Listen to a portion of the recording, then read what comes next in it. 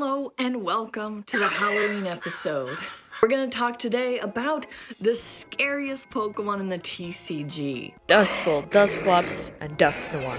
This line of ghost Pokemon has been around for a while, and I can recall my harrowing first encounter with a Duskull way back in Pokemon Ruby version on the creepy tower of Mount Pyre. This Duskull card is the key to setting up Dusclops and ultimately Dusknoir and completely wreaking havoc. You see a Duskull card, your heart picks up. You see Dusclops, it's going faster. You see Dusknoir, it's going crazy. The Duskull's cool on its own, but we're using Duskull to then get into Dusclops and then Dusknoir. So what does Dusclops do? So this Dusclops presents the ability that is wreaking havoc. It is Cursed Blast, and this is where the fear might slowly creep in. Once during your turn, you may put 5 damage counters on one of your opponent's Pokemon. If you use this ability, this Pokemon is knocked out. Wow. 5 damage counters is like 50 damage, so like 1 damage counter is 10 damage, and so on. And so when it says 5 damage counters, you're essentially dropping down 50 damage, but that damage is a little different from like attacking damage, let's say. This is using its ability as well, so you can still attack with your main Pokemon, but still drop 50 damage by Dusclops onto a suspecting other Pokemon. Maybe a baby guy and knocking that out. Maybe just chip damage for your main attacker. Stuff like that. You know, and it's not too crazy. Dusclops is not the most wanted card here. Actually, a lot of players don't include the Dusclops because they want to go straight from Duskull to Dusknoir. In the game, you can actually do that with a rare candy card. This rare candy card allows you to take your basic Pokemon and then evolve into a stage 2. So it skips a stage. So you can use Duskull, and then if you are able to evolve it, then you can use the item card Rare Candy to go into Dusknoir easily. And so that's definitely something you might be seeing. Because Dusknoir has the same ability, Curse Blast. Curse Blast says once during your turn you may put 13 damage counters on one of your opponent's Pokemon. And if you use this ability, this Pokemon is knocked out. Now you might be thinking, he knocks himself out. How is that good? How is it good to have Pokemon, your own, knock themselves out? Isn't the point of the game, like, not doing that? And knocking all your opponent's Pokemon out? You would think, yes.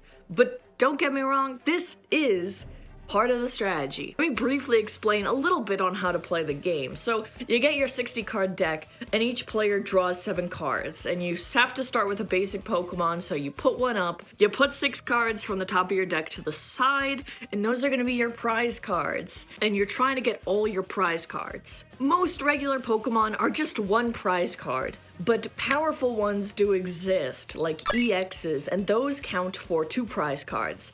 And so a lot of players in decks will just go 2-2-2 in like 3 turns, like, you know, they're trying to get those knockouts. But with single prize Pokemon, it's a little slower, you just go 1, but you get the idea. You're basically trying to get your prize cards.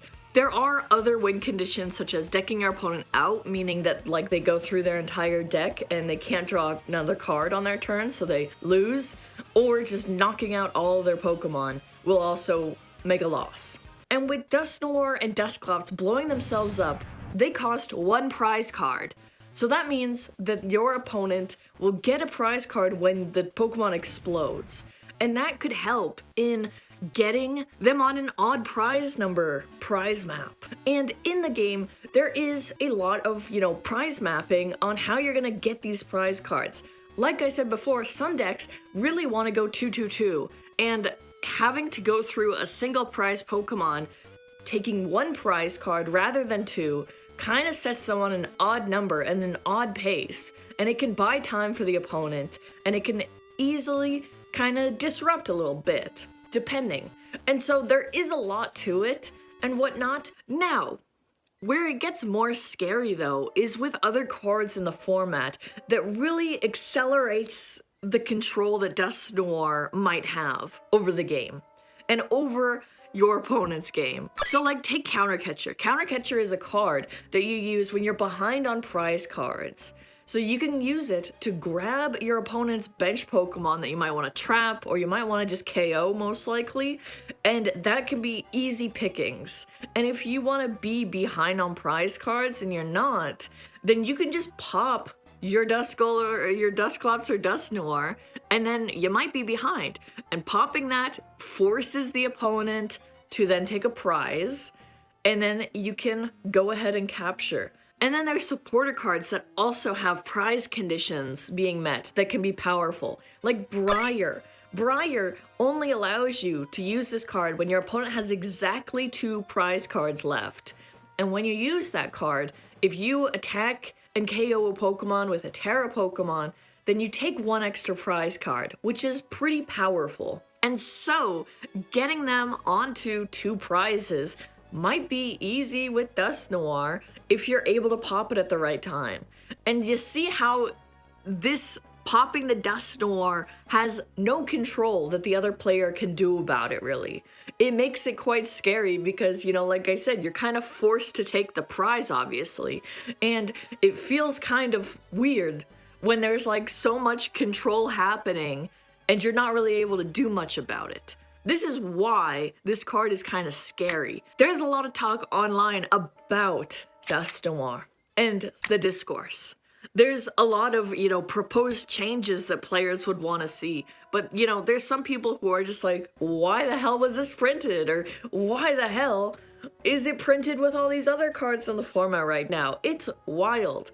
Dusknoir also speeds up the game so much. Games are so fast right now, and part of the scary part of all this is that some games can last only a few turns. Sometimes, with Dusknoir, you can lose pretty fast. Some of the proposed changes that players have like put forward would be like lowering the damage the Dusknoir does rather than 130, make it like 110 or something like that.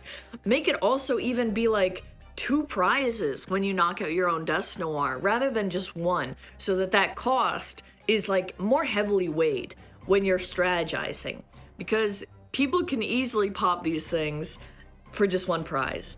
There's also talk about how like maybe the ability should just be a once per game thing or just once per turn, to where Curse Blast can't be so cursed. Curse Blast is powerful, and it contributes to the game right now. And they're everywhere. Like I said, you'll probably be seeing Palkia Dusknoir, Dragapult Dusknoir, me over here trying to play with a Azumarill and Dusknoir. Listen, we're having fun out here. If I'm gonna use this guy, I'm gonna use him in a fun way. Wow, that's a cute little Pokemon you've got there you're trying to set up. You're gonna probably have to evolve that thing. How about we just blow it up? The upsides to this, though, is that Dusknoir and cards like that do offer a good amount of skill expression. There is a lot of skill expression in it, because a lot of this stuff is happening and you have to really think about a lot of stuff at the same time, and planning out how you're gonna do things. And blowing up your own Pokemon sometimes still does take a lot of thought before you do it, and you have to really think about your strategy going into it. But this allows for a pretty cool game, and I don't want you to think it's all bleak or horrible. It really is kind of fun still, and I just want to talk about this line for Halloween and the current state of the TCG a little bit. It's been fun, but yeah, what do you think about Dusknoir? Let me know down below. Thank you so much for watching. Happy Halloween. Don't get blown up out there by Dusknoir.